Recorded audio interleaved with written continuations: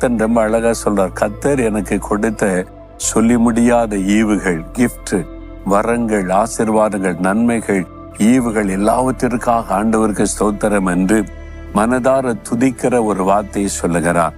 நாம அவரை துதிக்கணும்ல. இந்த நாட்கள் அதிகமாக துதிப்பதற்கு நேரத்தை செலவு பண்ணுங்க.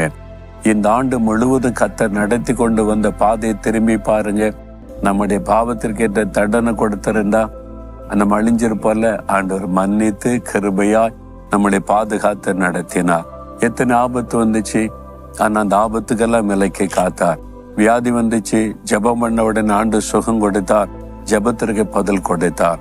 ஆண்டவர் உங்களை உடைத்து வைத்தார், போஷித்தார். வருஷத்துல எத்தனை விபத்துகள், ஆபத்துகள், இயற்கை பேரழிவுகள், சூறாவளிகள், இதனால உலகம் முழுதும் பாதிக்கப்பட்ட இறந்து போனவங்க ஏராளமான பேர். ஆனா ஆண்டவர் உங்களை பாதுகாத்திருக்கிறார். இதுவரைக்கும் தாங்கி நடத்தி